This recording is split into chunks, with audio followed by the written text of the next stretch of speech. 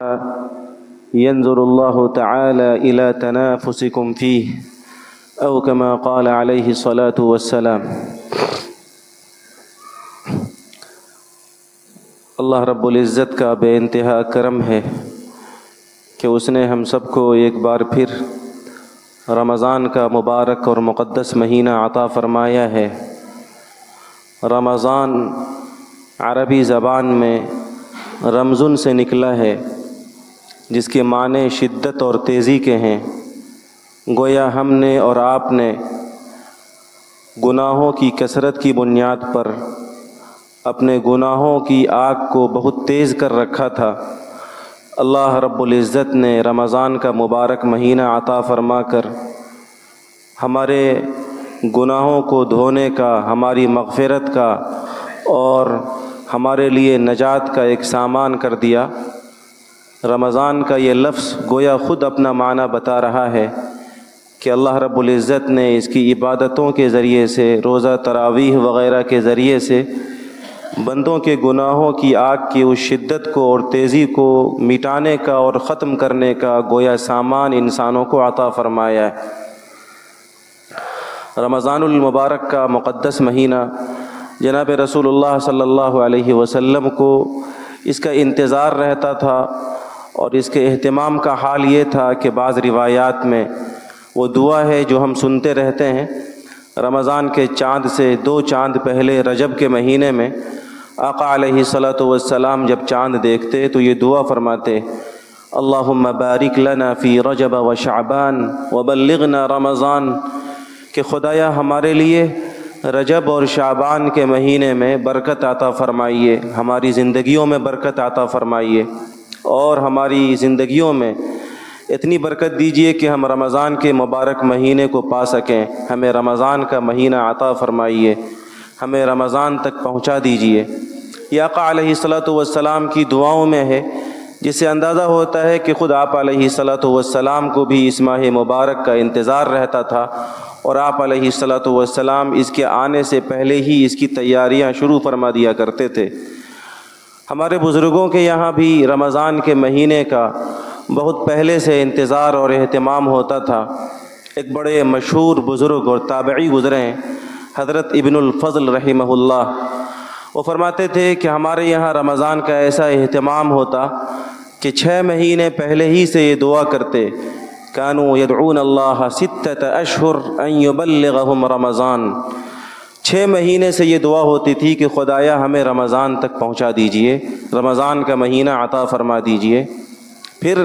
رمضان کی عبادتوں کے ساتھ سال کے 6 مہینے یہ دعا کرتے تھے کہ میرے مولا، رمضان میں جو عبادتیں کی گئی ہیں اسے قبول فرما لیجئے۔ یہ ہمارے بزرگوں کے یہاں اس ماہ مبارک کی قدردانی کی اور اس ماہ مبارک کے اہتمام کی صورتحال تھی۔ اور ایسا اس لیے ہے کہ جس طریقے سے انسان کے بدن میں دل کی کیفیت ہے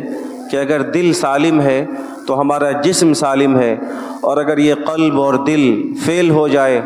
ہارٹ فیل ہو جائے، تو انسان کا پورا وجود خراب ہو جاتا ہے۔ نبی علیہ الصلاۃ والسلام کے ارشاد گرامی میں سال کے تمام 12 مہینوں کے اندر رمضان کو دل کی حیثیت قرار دیا گیا۔ چنانچہ آپ علیہ الصلاۃ والسلام کا ارشاد ہے: من سلم لہ رمضان سلمت لہ السنہ، کہ جس آدمی کا رمضان ٹھیک ٹھاک گزر گیا، جس آدمی کا رمضان سالم اور اچھا گزرا، اس کا پورا سال اچھا گزرے گا۔ رمضان کے اچھا گزرنے کا مطلب یہ ہے کہ رمضان کی عبادتیں آدمی ٹھیک ٹھاک کرے، گناہوں سے اپنے آپ کو بچائے، تو اس کے پورے سال اچھے گزریں گے، یعنی پورے سال میں وہ عبادتوں کا اہتمام کرے گا اور گناہوں سے بچنے کی بھی وہ کوشش کرے گا۔ لیکن بدقسمتی سے رمضان اگر ضائع ہو گیا تو ایسے ہی ہوا، گویا دل فیل ہو گیا، ہارٹ فیل ہو گیا، گویا رمضان ضائع کرنے کی بنیاد پر اب بقیہ پورا سال بھی ضائع ہوگا، اور عبادتوں میں کوتاہیاں ہوں گی، گناہوں میں ہم بڑھیں گے، گناہوں سے بچنے کا ہمارے یہاں اہتمام نہیں ہوگا۔ یہ ہے رمضان کی صورتحال۔ بڑے بزرگ ہیں امام ربانی مجدد الفسانی رحمہ اللہ، وہ فرمایا کرتے تھے کہ رمضان میں اللہ رب العالمین کی جتنی برکتیں نازل ہوتی ہیں، سال کی برکتوں کو رمضان کی برکتوں سے اتنی بھی نسبت حاصل نہیں ہے جتنے قطرے کو سمندر کے ساتھ ہے۔ گویا رمضان کی برکتیں سمندر کی طرح ہیں اور غیر رمضان کی برکتیں قطرے کی طرح ہیں۔ اس طرح بے پایاں اللہ رب العالمین کی برکتیں اور رحمتیں اس ماہ مبارک کے اندر نازل ہوا کرتی ہیں۔ چنانچہ ایک بار جب رمضان کا مبارک مہینہ آیا تو نبی علیہ الصلاۃ والسلام نے ارشاد فرمایا، اتاکم رمضان شہر برکہ، اے لوگو تمہارے اوپر رمضان کا وہ عظمتوں والا مہینہ آ گیا ہے جو برکتوں والا مہینہ ہے۔ یغشاکم اللہ فیہ، اللہ اس ماہ مبارک میں تمہاری طرف خاص طور پر متوجہ ہوتے ہیں۔ ینزل الرحمہ، اللہ تمہارے اوپر اپنی خاص رحمتیں نازل فرماتے ہیں۔ یحط الخطایا، اللہ تعالیٰ تمہارے گناہوں کو مٹاتے ہیں۔ یستجیب فیہ الدعاء، اللہ تعالیٰ اس ماہ مبارک میں تمہاری دعاؤں کو قبول کرتے ہیں۔ ینظر اللہ تعالیٰ الی تنافسکم فیہ، اللہ تعالیٰ اس مہینے میں نیکیوں کے اندر تمہارے ریس کو اور ایک دوسرے سے بڑھ جانے کے مقابلے کو دیکھتے ہیں۔ اس ماہ مبارک میں بندہ ایک دوسرے سے نیکیوں میں بڑھنے کی جو ریس کرتا ہے کہ میں زیادہ سے زیادہ تلاوت کر لوں، میں زیادہ سے زیادہ ذکر کر لوں، میں زیادہ سے زیادہ اللہ کی عبادتیں کر لوں، نفل کر لوں، نفل پڑھ لوں، یہ نیکیوں کا جو بندوں کے اندر تنافس ہوتا ہے، تقابل ہوتا ہے، ریس ہوتا ہے، اور اللہ کے نیک بندوں کے یہاں اس کی جو دوڑ لگتی ہے، اللہ رب العزت اس کو بڑے پیار بھری نظروں سے دیکھا کرتے ہیں۔ ایک روایت میں آپ علیہ الصلاۃ والسلام نے ارشاد فرمایا کہ یہ وہ عظیم مہینہ ہے کہ اس ماہ مبارک میں اللہ تعالی ہر دن جہنم سے اپنے بے شمار بندوں کو نجات عطا فرماتے ہیں۔ ان للہ عتقاء فی کل یوم ولیلۃ، یعنی فی رمضان، اس ماہ مبارک میں اللہ تعالیٰ بہت سارے جہنم کے قیدیوں کو چھوڑ دیتا ہے، انہیں آزاد کرتا ہے، انہیں جہنم سے اور آگ سے خلاصی کا پروانہ عطا کرتا ہے، اور اللہ بندوں کی طرف ایسا متوجہ ہوتا ہے کہ ان لکل مسلم فی کل یوم ولیلۃ دعوۃ مستجابہ، کہ ہر رات میں اور ہر دن میں اللہ تعالیٰ ہر مسلمان کی کوئی نہ کوئی دعا ضرور قبول کرتا ہے۔ یہ اس ماہ مبارک کی قبولیت کی صورتحال ہے۔ چنانچہ اس مہینے میں ہم جو روزے رکھتے ہیں، ہم جو قرآن کریم کی تلاوت کرتے ہیں، رمضان کی راتوں میں تراویح کے اندر جو تراویح میں ہم قرآن پاک پڑھتے ہیں، سنتے ہیں، آپ علیہ الصلاۃ والسلام نے اس کی اہمیت ارشاد فرمائی، الصیام والقرآن یشفعان، کہ اے لوگو یہ روزے یہ معمولی نہیں ہیں، یہ قرآن کی تلاوت یہ معمولی نہیں ہے، بلکہ رمضان کے یہ روزے اور قرآن مجید کی یہ کثرت تلاوت، اللہ کی بارگاہ میں ان کا یہ مقام ہے کہ یہ تمہارے لیے سفارش کریں گے۔ روزہ اللہ سے کہے گا کہ خدایا میں نے اس کو دن میں کھانے سے روکا، یہ روزہ تھا، یہ چاہ کر بھی کچھ نہیں کھا پا رہا تھا، یہ چاہ کر کچھ پی نہیں پا رہا تھا، اس کے پاس ٹھنڈے پانی تھے، بہترین غذائیں تھیں، اس کے پاس پاک بیویاں تھیں، لیکن میں نے انہیں ان تمام چیزوں سے روکے رکھا۔ شفعنی فیہ، اے میرے مولا اس بندے کے بارے میں میری سفارش کو قبول کر لیجئے، اسے معاف کر دیجئے، اس کے گناہوں کو بخش دیجئے، اسے جہنم سے خلاصی عطا فرمائیے، اسے جنت کا پروانہ عطا کیجئے۔ تو روزے کی اس سفارش کو اللہ رب العالمین روزے دار کے حق میں قبول فرمائے گا اور روزے دار یوں جنت میں ڈال دیا جائے گا۔ اسی طرح آپ علیہ الصلاۃ والسلام نے فرمایا کہ یہ قرآن جس کی تم تلاوت کرتے ہو، یہ قرآن بھی بندے کے لیے سفارش کرے گا، اللہ کی بارگاہ میں یہ عرض کرے گا کہ خدایا اس بندے نے رمضان کی راتوں میں تراویح میں قرآن پاک پڑھا، اس بندے نے راتوں میں جاگ کر میری کثرت کے ساتھ تلاوت کی، دنیا سوتی رہی، دنیا کا فاسٹنگ میں رہی، دنیا اپنی خواہشات کے پیچھے پڑی رہی، لیکن اس بندے نے میری خوب تلاوت کی، اے اللہ اس بندے کی مغفرت کیجئے اور اس بندے کے بارے میں میری سفارش کو قبول کیجئے۔ قرآن مجید کی اس سفارش کو بھی اللہ رب العالمین قبول فرمائیں گے اور اس بندے کو جہنم سے خلاصی کا پروانہ ملے گا اور جنت میں جانے کا داخلہ ملے گا۔ یہ رمضان کے روزوں اور رمضان کے اندر قرآن مجید کی تلاوت کی صورتحال ہے۔ میرے بھائیوں اور بزرگوں، اس لیے اللہ رب العالمین نے ہمیں اور آپ کو صحت و سلامتی کے ساتھ اگر رمضان کا یہ مبارک مہینہ عطا کیا ہے تو یہ ایک گولڈن اپرچونٹی ہے. اس سے بہترین موقع شاید اپنے روٹھے رب کو منانے کا پھر آنے والا نہیں ہے. اس سے بہتر موقع شاید کوئی دوسرا نہیں آئے گا. سیزن کے زمانے میں جو بزنس مین اور تاجر اپنی تجارت میں گھاٹے میں رہے, اپنی تجارت میں نقصان میں رہے, اس سے کسی دوسرے سیزن میں نفع کی امید, پروفٹ کی امید فضول ہے. اور سیزن کے زمانے میں جو بزنس مین, جو تاجر اور جو دکاندار اپنی تجارت کو اور اپنی بزنس کو ترقی کے راستے پر لے جائے وہ کامیاب تاجر سمجھا جاتا ہے. ایسے ہی دنیا اگر دارالعمل ہے, ہمارا یہ ایمان ہے کہ یہ دنیا آخرت کی کھیتی ہے. آقا علیہ الصلوۃ والسلام کا ارشاد گرامی ہے الدنیا مزرعۃ الآخرہ, کہ یہاں جو بو گے کل آخرت میں وہی کاٹو گے. دنیا آخرت کی کمائی کا ذریعہ ہے اور اس کے لیے سب سے بہترین موقع جو اللہ رب العالمین نے ہمیں اور آپ کو عطا فرمایا ہے وہ رمضان کا مقدس اور مبارک مہینہ ہے. اگر نیکیوں کے اس سیزن کے زمانے میں ہم محروم رہے, اس سیزن کے زمانے کی ہم نے قدر نہ کی, یہاں بھی ہماری زندگیوں میں غفلت رہی, روزوں کا کوئی خاص اہتمام نہیں, تراویح کا کوئی خاص شوق نہیں, گناہوں سے بچنے کی طرف کوئی خاص دلچسپی نہیں, نوافل میں ہم بڑھ نہیں رہے, قرآن کی تلاوت میں اضافہ نہیں ہو رہا ہے, اللہ سے مانگنے کا سلیقہ اور شعور ہمارے اندر نہیں جاگ رہا ہے, تو یقینی معنوں میں ہم سے زیادہ محروم القسمت اور کوئی نہیں ہوگا. چنانچہ نبی علیہ الصلوۃ والسلام نے ارشاد فرمایا کہ وہ آدمی محروم ہے جو اس ماہ مبارک کو پانے کے بعد بھی اپنی مغفرت نہ کرا سکے. وہ مشہور حدیث جو سیدنا حضرت جبریل کے حوالے سے اکثر ہمیں سنائی جاتی ہے کہ نبی علیہ الصلوۃ والسلام جب ممبر پر تشریف لائے اور حضرت جبریل نے یہ بد دعا کی بعد من ادرک رمضان فلم یغفر له, وہ آدمی برباد ہو جائے جو رمضان کا مبارک مہینہ پائے اور اس کی مغفرت نہ ہو سکے. تو نبی علیہ السلام نے فرمایا آمین. حضرت جبریل جو افضل الملائکہ ہیں اس کی بد دعا اور افضل الانبیاء کی آمین, اور وہ بھی جمعے میں خطبے کے وقت اس بد دعا کو کس قدر ہولناک بنا دیتا ہے وہ ہم اور آپ اس سے اچھی طریقے سے سمجھ سکتے ہیں. اس لیے وہ لوگ جن کے پاس صحت و عافیت کے ساتھ یہ ماہ مبارک آیا ہے ان کے لیے یہ بہترین موقع ہے کہ اپنی عبادتوں کے ذریعے سے, اپنے استغفار کے ذریعے سے, اپنی معافی کے ذریعے سے, اپنے توبوں سے اللہ رب العالمین کو منانے کی اور اپنے روٹھے ہوئے رب کو خوش کرنے کی کوشش کریں. رمضان کے مبارک مہینے میں جو سب سے اہم عبادت ہم سے اور آپ سے مخاطب ہے, جو ہمارے اور آپ کے اوپر فرض کی گئی ہے, وہ رمضان کے تمام دنوں کا روزہ ہے. اللہ رب العالمین کی قرآن مجید کی وہ آیت جس کی میں نے تلاوت کی, کتب علیکم الصیام, اللہ فرماتے ہیں کہ تم پر روزے فرض کیے گئے. تم کوئی بھی ہو, اگر تاجر ہو, اگر کاشتکار ہو, اگر ملازم ہو, مسلمان آج معمولی بہانوں سے روزہ چھوڑتا ہے.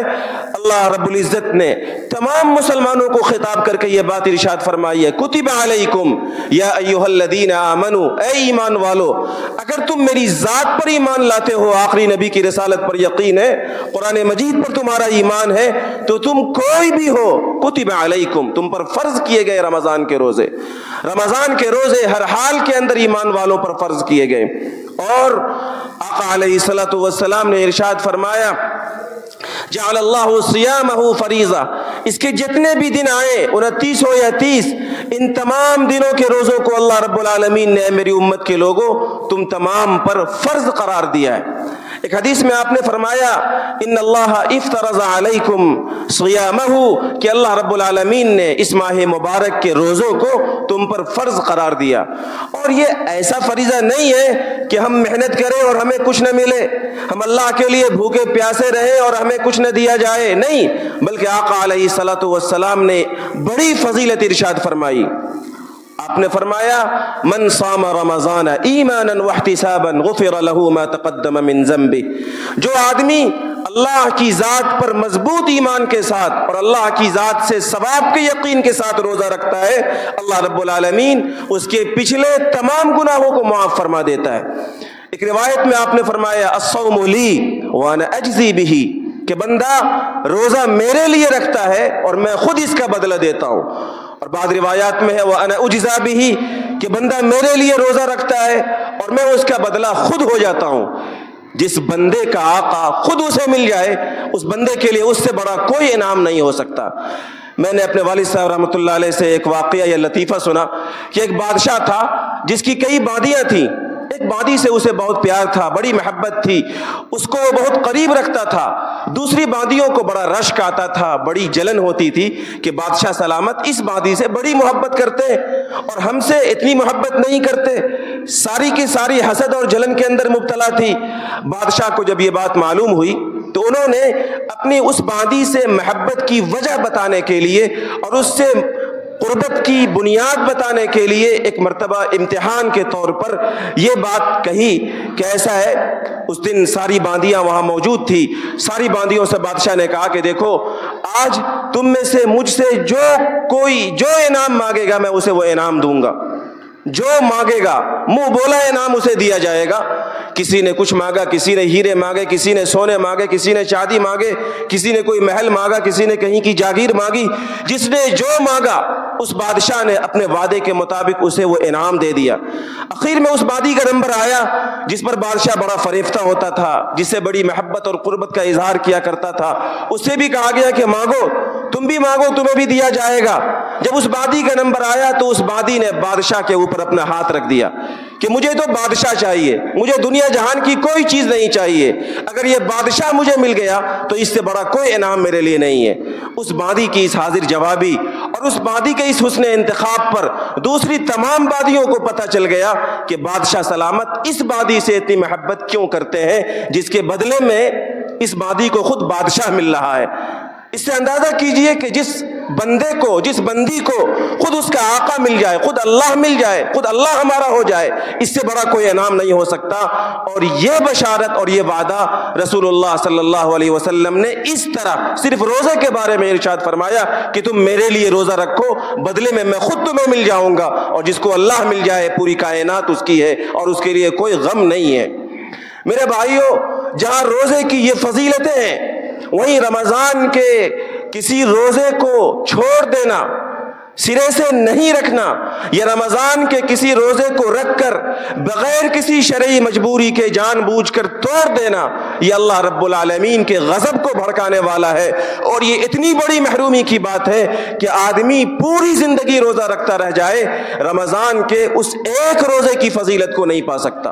اب اندازہ کیجئے کہ اس ماہ مبارک کے ایک ایک روزے کا ثواب، ایک ایک روزے کی قدر و منزلت، ایک ایک روزے کا مقام و مرتبہ اللہ رب العالمین کے یہاں کس درجے میں بڑا ہوا ہے۔ نبی علیہ الصلوۃ والسلام نے فرمایا من افطر یوما من رمضان من غیر رخصت ولا مرض، اے میری امت کے لوگوں، تم میں سے جو مسلمان بغیر کسی رخصت کے، بغیر کسی شرعی مجبوری کے، بغیر کسی بیماری کے رمضان کا کوئی ایک روزہ جان بوجھ کر چھوڑ دے، سرے سے وہ رکھے ہی نہیں، لم یقض عنہ صیام الدہر کلہ وان صام، اگر وہ آدمی پوری زندگی روزہ رکھتا جائے تو بھی رمضان کے اس ایک روزے کی فضیلت کو اور اس کے ثواب کو نہیں پا سکتا۔ یہ اور سی بات ہے کہ علماء نے کتابوں میں مسئلہ لکھا ہے کہ اگر کوئی شخص رمضان کے مبارک مہینے میں سرے سے کوئی روزہ رکھے ہی نہیں،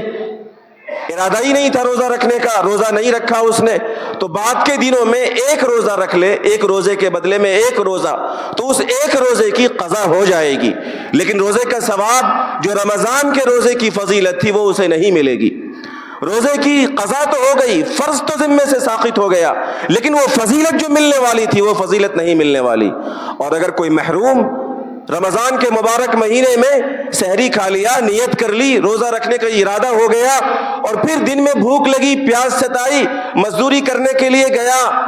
اور بغیر مجبوری کے تھوڑی سی شدت کی بھوک لگی، پیاس لگی، تو اس نے روزہ توڑ دیا، اس نے روزہ چھوڑ دیا، کھا لیا، پی لیا اور جان بوجھ کر بغیر مجبوری کے روزہ توڑ دیا، تو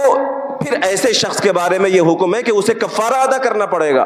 اسے ایک روزہ قضا کے بھی رکھنے ہوں گے، اور رمضان کا یہ ایک روزہ جو اس نے جان بوجھ کر بغیر مجبوری کے توڑا ہے اس کے بدلے میں اسے کفارہ ادا کرنا پڑے گا۔ کفارہ کا مطلب یہ ہے کہ اسے 60 روزے لگاتار رکھنے پڑیں گے، اور اگر بیچ میں کوئی ایک روزہ چھوٹ گیا تو دوبارہ پھر سے 60 روزے رکھنے پڑیں گے۔ یہ رمضان کے کسی ایک روزے کو جان بوجھ کر توڑنے کے بعد اس روزے کی قضا اور اس روزے کے کفارہ یا اس روزے کی توبہ کی شکل. اور یہ 60 روزے رکھنے کے بعد بھی وہ رمضان کا روزہ جو چھوڑا تھا، جو توڑا تھا، اس کی فضیلت اسے نہیں مل سکتی ہے.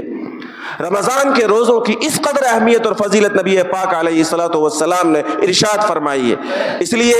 ہم میں سے جو لوگ صحت سے ہیں، اللہ رب العالمین نے جنہیں طاقت دی ہے، جنہیں قوت دی ہے، انہیں چاہیے کہ وہ ہر حال میں روزہ رکھیں. روزے کو معمولی عذر کی بنیاد پر نہ چھوڑیں. اگر آدمی شرعی مسافر ہے تو اللہ نے تو خود آزادی دے دی، رخصت دے دی. اگر آدمی بیمار ہے، ڈاکٹر نے منع کر رکھا ہے کہ تم روزہ نہیں رکھ سکتے، روزہ رکھو گے تمہاری جان چلی جائے گی، روزہ رکھو گے تمہاری بیماری بڑھ جائے گی، تمہاری شفا میں تاخیر ہوگی. کسی طبیب حاذق نے، ماہر ڈاکٹر نے بتا دیا کہ تمہاری اس بیماری میں تم روزہ رکھ نہیں سکتے، تو پھر ایسی صورت میں شریعت یہ کہتی ہے فعدۃ من ایام اخر. جو آدمی مسافر ہے، اپنے مقام سے 77 کلومیٹر یا اس سے زیادہ مسافت کے ارادے سے نکلا ہوا ہے، جہاں وہ گیا ہے اس ایک جگہ پر اسے 15 دن یا اس سے زیادہ ٹھہرنا نہیں ہے، تو یہ آدمی مسافر ہے. یہ آدمی سفر کی بنیاد پر مشقتوں کی وجہ سے روزہ چھوڑ سکتا ہے، بعد میں اسے قضا کر لے گا. ایک آدمی بیمار ہے، اللہ کی طرف سے یہ بیماری آتی ہے، اللہ کی طرف سے یہ آزمائشیں آتی ہیں. وہ بیمار آدمی، ڈاکٹر نے منع کر دیا کہ تمہیں دن میں یہ دوائیں کھانی ہے، نہیں کھاؤ گے بیمار رہو گے، تمہاری بیماری بڑھے گی. تو پھر ایسے شخص کے لیے بھی شریعت نے اجازت دی ہے عدۃ من ایام اخر، دوسرے دنوں میں اسے رکھ لو. رمضان کے اندر تمہیں روزہ افطار کرنے کی گنجائش ہے. ایک آدمی بہت ضعیف ہے، بہت بوڑھا ہے، روزہ نہیں رکھ سکتا اور روزہ رکھنے کی طاقت نہیں ہے، بعد میں صحت یابی کی امید نہیں ہے. قرآن مجید نے ایسے لوگوں کو اجازت دی ہے وعلی الذین یطیقونہ فدیۃ طعام مسکین، کہ وہ بوڑھا، وہ بوڑھی جس کو روزہ رکھنے کی طاقت نہیں ہے اور جس کے اندر صحت کی واپس لوٹ آنے کی امید نہیں ہے، ایسے لوگ رمضان کے روزوں کا فدیہ ادا کریں کہ ایک روزے کے بدلے میں ایک صدقۃ الفطر کے برابر کسی مسکین کو دے دیں. تقریباً 1.25 کلو گیہوں یا 1.25 کلو گیہوں کی قیمت تقریباً 60 روپے ایک مسکین کو دے دیں، یا ایک مسکین کو صبح و شام کھانا کھلا دیں. یہ رمضان کے روزے کا فدیہ ہے اس بوڑھے کے لیے، اس بوڑھی کے لیے جو انتہائی بیمار ہے اور صحت کے اعتبار سے انتہائی کمزور ہے، عمر کے آخری مرحلے میں ہے، شیخ فانی ہے، شیخ فانیہ ہے، اللہ کی طرف سے عمر کے اس منزل میں ہے کہ دوبارہ صحت کی امید نہیں ہے. ایسے لوگوں کے لیے تو خود شریعت نے اجازت دی ہے. الدین یسر، دین آسان ہے. آپ بیمار ہیں تب اجازت، آپ سفر میں ہیں تب اجازت، آپ بہت بوڑھے ہو گئے تب اجازت. لیکن اگر آپ ہٹے کٹے ہیں، آپ صحت مند ہیں، تو جس اللہ نے طاقت دی ہے، جس اللہ نے جوانی دی ہے، جس اللہ نے عمر دی ہے، آپ اندازہ کیجئے کہ اس عمر کے بارے میں سوال ہونا ہے. ہمارا قدم اللہ کی بارگاہ سے نہیں ہٹے گا عن عمرہ فیما افنا، جب تک ہم اس سوال کا جواب نہ دے دیں کہ ہم نے اپنی زندگی کہاں لگائی. عن شبابہ فیما ابلا، جوانی کہاں لگائی. جوانی دی تھی، طاقت دی تھی، پھر بھی روزہ توڑتے رہے. دیہاتوں سے یہ خبریں آتی ہیں. ہمارے دارالقضا میں ایک بار ایک نوجوان، ابھی 5 سال پہلے اس کی شادی ہوئی، اور بدقسمتی سے مجھے بتایا گیا کہ وہ حافظ قرآن ہے. اس کی بیوی نے مجھ سے شکایت کی کہ اس کی ماں یہ کہتی ہے کہ ہمارا بیٹا کیسے روزہ رکھے گا، اس کو کوئی طاقت ہے. حالانکہ صحت کے اعتبار سے مجھ سے زیادہ بالکل تنومند اور مجھ سے زیادہ صحت کے اعتبار سے مضبوط، اور اس عورت نے کا یہ بیان ہے کہ اس کی ماں کہتی ہے کہ میرا بہوا کیسے روزہ رکھے گا. اس طرح کے نوجوانوں کو اور اس طرح کے صحت مندوں کو اللہ کے قہر سے ڈرنا چاہیے کہ میدان محشر میں جب اللہ ہم سے ہماری زندگی کا اور ہماری جوانی کا سوال کرے گا تو ہم کہاں منہ چھپائیں گے. اس لیے رمضان کے روزوں کا پورا احترام کیا جائے اور رمضان کے روزوں کو ہر حال میں اگر شرعی مجبوری نہیں ہے تو رکھنے کی کوشش کی جائے. میں یہ بات اس زور کے ساتھ اس لیے بیان کر رہا ہوں کہ اس وقت اس ملک کے اندر جہاں مسلمانوں کے ہر طرح کے مسائل پر حملے کی کوشش کی جا رہی ہے، معمولی بہانے بنا کر مسلمانوں کے مسائل کو اور مسلمانوں کو شریعت کے مسائل سے دور کرنے کی کوشش کی جاتی ہے. ابھی حالیہ دنوں میں ہندوستان کا ایک کرکٹر جو کہیں باہر ملک میں سفر کر رہا ہے اور کرکٹ کھیل رہا ہے، اس نے کہیں میدان کے اندر پانی پیا اور اس کے مسئلے کو بنیاد بنا کر اس ملک کے مین اسٹریم میڈیا نے اسلام کے اوپر وہ حملہ کیا ہے جس حملے کی بنیاد پر جو لوگ میڈیا کی نیوز کو دیکھتے ہیں ان کا ذہن بھی روزے کے حکم کے تعلق سے شاید خراب ہو جائے گا. روزے کے تعلق سے ان کے ذہن کو خراب کرنے کے لیے میڈیا میں اس طرح کی تقریریں کی جا رہی ہیں. حالانکہ اگر وہ کرکٹر مسلمان تھا اور وہ اگر مسافر تھا، اسے روزہ افطار کی اجازت تھی، تو بھی اس کو اس بات کی قطعاً اجازت نہیں تھی. پوری دنیا کی میڈیا کو یہ معلوم ہونی چاہیے کہ اس کو قطعاً اس بات کی اجازت نہیں تھی کہ وہ کھلے عام میدان کے اندر پانی پیے، اس بات کی اجازت نہیں تھی۔ اگر رخصت تھی، اگر اجازت تھی، اگر دین کے اندر نرمی تھی تو یہ تھی کہ وہ اگر واقعتاً مسافر ہے تو روزہ افطار کر لے، لیکن کھلے عام روزے کی بے ادبی اور بے احترامی، شریعت کے اس حکم کے ساتھ کھلواڑ کسی مسلمان کے لیے اس کی اجازت نہیں ہے۔ یاد رکھنا چاہیے کہ دین کے کسی بھی حکم کے بارے میں آدمی بدعملی کا شکار ہو، آدمی نماز نہیں پڑھتا، ہو سکتا ہے اللہ معاف کر دے، لیکن آدمی نماز کا مذاق اڑانے لگے، آدمی روزہ نہ رکھے، ہو سکتا ہے کہیں مغفرت مل جائے، لیکن آدمی روزے کا مذاق اڑانے لگے، روزے کی بے ادبی اور بے احترامی کرنے لگے، یہ اللہ کے قہر کو اور اللہ کے عتاب کو دعوت دینے والا عمل ہے۔ اور علماء نے لکھا ہے کہ آدمی اس طرح کے اعمال سے ہو سکتا ہے دائرہ اسلام سے خارج ہو جائے۔ اور روزوں کے ادب و احترام کی بنیاد پر اللہ کی نوازش ایسی ہوتی ہے۔ ایک کتاب ہے نزہۃ المجالس، اس میں ایک واقعہ لکھا ہوا ہے کہ ایک مجوسی تھا، آتش پرست۔ یہ وہ زمانہ تھا جب مسلمانوں کا غلبہ تھا اور مسلمانوں کے علاقے میں غیر مسلم بھی رہا کرتے تھے، پورے امن کے ساتھ، پورے چین کے ساتھ، پوری عزت و آبرو کے ساتھ اور اپنی جان و مال کی حفاظت کے ساتھ۔ رمضان کا مہینہ آیا، سارے مسلمان روزے سے تھے اور کوئی مسلمان تصور نہیں تھا کہ وہ روزہ توڑے۔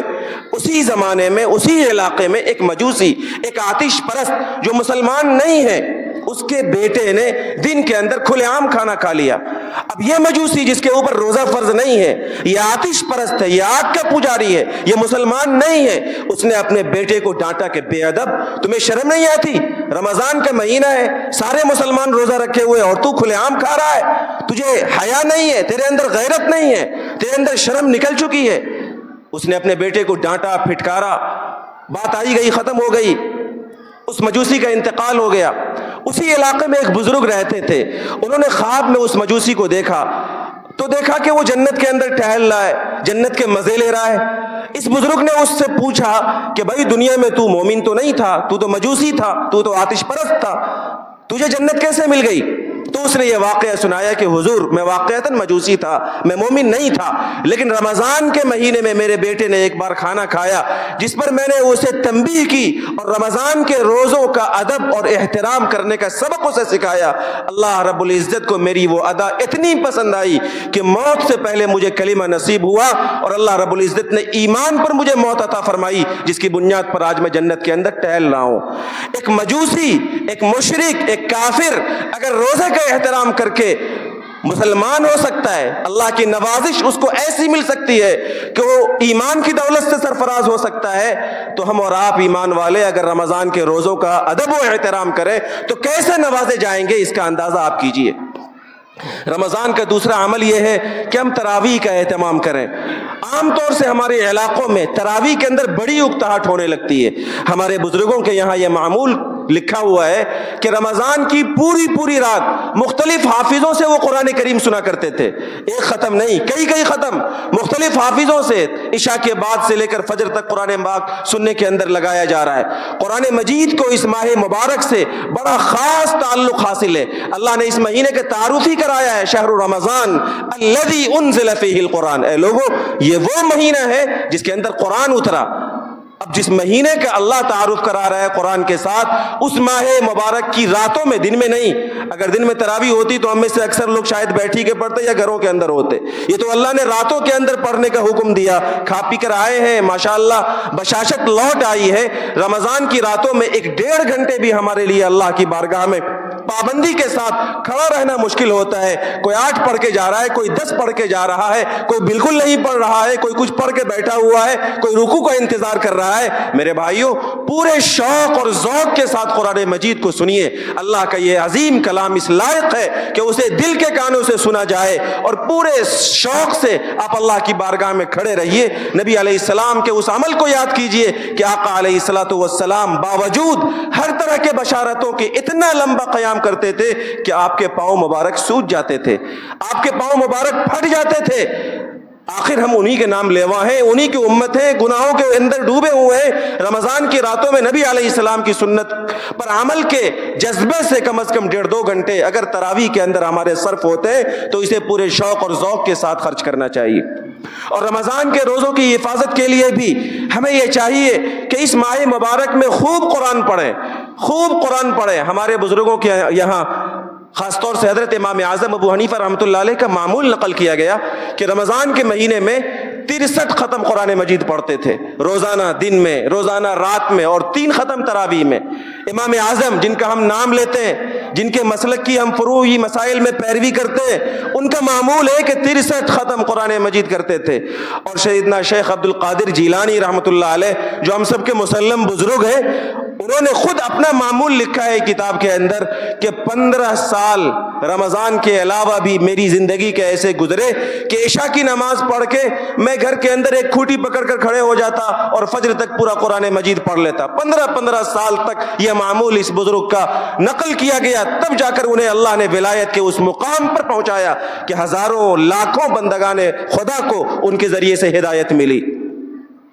ابھی حال کے بزرگوں میں شیخ الحدیث مولانا زکریہ رحمۃ اللہ علیہ، انہوں نے خود اپنے بارے میں آپ بیتی کے اندر لکھا ہے، ہم لوگوں کا ایک رمضان ایسا اگر گزر جائے تو ہم سمجھیں گے کہ ہماری نجات کے لیے وہ کافی ہے، لیکن انہوں نے لکھا ہے کہ 1334 سے 1380 ہجری تک، تقریباً 60 سال 70 سال پہلے کا یہ واقعہ ہے، بہت دن کے پہلے کا واقعہ نہیں ہے۔ لکھتے ہیں کہ 47 رمضان میرے ایسے گزرے کہ ہر رمضان میں روزانہ ایک ختم قرآن مجید کرنا میرا معمول تھا۔ 47 سال ان کی زندگی کے ایسے گزرے کہ رمضان کے مبارک مہینے میں روزانہ ایک ختم قرآن مجید پڑھتے تھے۔ یہ تو ان کا معمول تھا جو شیخ الحدیث تھے، آپ کہیں گے کہ بہت بڑے محدث تھے، بہت بڑے عالم تھے، اس لیے پار لگ گیا، تو انہوں نے آپ بیتی کے اندر اپنی دادی کا واقعہ لکھا ہے، حضرت مولانا یحییٰ صاحب رحمۃ اللہ علیہ کی والدہ ماجدہ کا۔ وہ فرماتے ہیں، لکھتے ہیں کہ میری دادی قرآن مجید کی حافظہ ہے، رمضان کے مبارک مہینے میں گھر کے کام کاج کے ساتھ روزانہ 40 پارے قرآن مجید پڑھ لیتی ہیں۔ اللہ اکبر، یہ حال ہے ہمارے بزرگوں کا۔ اور ان کے گھر کی خواتین کے بارے میں تحدیث بن نعمہ کے طور پر لکھتے ہیں کہ تمام کام کو تمام مہمانوں کی میزبانی کے ساتھ 15-20 پارے قرآن مجید پڑھ لینا یہ ان کے معمول کا حصہ ہے۔ گھر کی خواتین کو بھی شوق دلانا چاہیے، ان سے صرف سحر اور افطار اور مختلف ڈشیں مت بنوائیے، ان سے مختلف کھانے کی چیزیں، افطار کے لیے 10 آئٹم نہ بنے، 2 ہی چیزیں ہوں، لیکن وہ بھی اللہ کی بندی ہیں، انہیں بھی جنت چاہیے، انہیں بھی اللہ کے یہاں مقام قرب چاہیے۔ انہیں بھی کہیے کہ عصر کے بعد افطار سے تھوڑی دیر پہلے دسترخوان پہ آ جایا کرو، پتہ چلا کہ اذان ہونے والی ہے تب وہ بھاگ کر کچن سے آ رہی ہے، وہ کوئی باندھی نہیں ہے، وہ کوئی کنیز نہیں ہے، انہیں بھی شوق دلایا جائے۔ آپ افطار پر بہت اہتمام نہ کریں، لیکن افطار سے پہلے دعاؤں کے اندر اللہ کی پاک بارگاہ میں امت کے لیے بھیک مانگے اور امت کے لیے اللہ رب العالمین کی بارگاہ میں عزت کے دنوں کی بھیک مانگے۔ یہ آج کی ہم سب کی ایک بڑی ضرورت ہے۔ میرے بھائیوں، ایک آخری بات جو مجھے اس وقت عرض کرنی ہے، اس وقت وطن عزیز کی جو صورتحال ہے، ہمارے اکابر پرسنل لا بورڈ کے پلیٹ فارم سے ہم سب کے سامنے اپنے دل کا وہ درد رکھتے ہیں کہ اس وقت اس ملک پر جتنے نازک حالات آئے ہیں وہ اس سے پہلے کبھی نہیں آئے۔ صورتحال یہ ہے کہ آپ جن مساجد میں نماز پڑھتے ہیں، جن عیدگاہوں میں عید مناتے ہیں، جن قبرستانوں میں مردوں کی تدفین کرتے ہیں، جن خانقاہوں میں اللہ اللہ کرنے جاتے ہیں، ہماری یہ تمام تر مساجد، مدارس، مقابر اور خانقاہیں، امام باڑے، یہ سب خطرے میں ہے، صرف اس لیے کہ موجودہ حکومت وقف بل کے ذریعے سے آپ کی ان تمام چیزوں پر بڑی خطرناک نگاہ رکھتی ہے، اور یہ بل بس پارلیمنٹ میں پیش ہوا چاہتی ہے۔ ایسے نازک صورتحال میں ہمارے بزرگوں نے جہاں یہ اپیل کی ہے کہ فجر کی نمازوں میں قنوت نازلہ کا اہتمام کیا جائے، وہیں میری اور آپ کی پوری ملت کی ذمہ داری ہے کہ ان حالات میں اللہ کی پاک بارگاہ میں ہم سب دعائیں کرنے والے ہوں، ہم سب اللہ کی پاک بارگاہ میں اس ملت کے تحفظ کے لیے، اوقاف کی حفاظت کے لیے، اپنے مدارس اور مقابر کے تحفظ کے لیے اللہ کے سامنے بھیک مانگنے والے ہوں، قبولیت کے یقین کے ساتھ، قبولیت کے یقین کے ساتھ۔ آقا علیہ السلام نے فرمایا، ان لکل مسلم فی کل یوم ولیلۃ دعوۃ مستجابہ، کہ ہر مسلمان کی رمضان کے ہر رات میں اور ہر دن میں کوئی نہ کوئی دعا ضرور قبول ہوتی ہے۔ آپ اللہ کی پاک بارگاہ میں قبولیت کے اس یقین کے ساتھ پوری ملت کے لیے بھی دعا کیجئے، جہاں اپنے لیے، اپنی بیوی بچوں کے لیے، مرحومین کے لیے دعا کرتے ہیں، وطن عزیز کے حالات کے بارے میں، ملت اسلامیہ کے مدارس کے اور مقابر کے خانقاہوں کی حفاظت کے لیے بھی دعاؤں کا خاص اہتمام کریں۔ یہ اس رمضان کے اندر کرنے کا ایک بڑا کام ہے۔ اللہ رب العالمین ہم سب کو روزہ، تراویح، تلاوت اور خوب سے خوب دعائیں مانگنے کی توفیق عطا فرمائے۔ اللہ تعالیٰ اس رمضان ہم سب کو اپنی مغفرت کا پروانہ عطا فرمائے۔ اللہ تعالیٰ ان باتوں پر ہم سب کو عمل کی توفیق عطا فرمائے۔ وآخر دعوانا ان الحمد للہ۔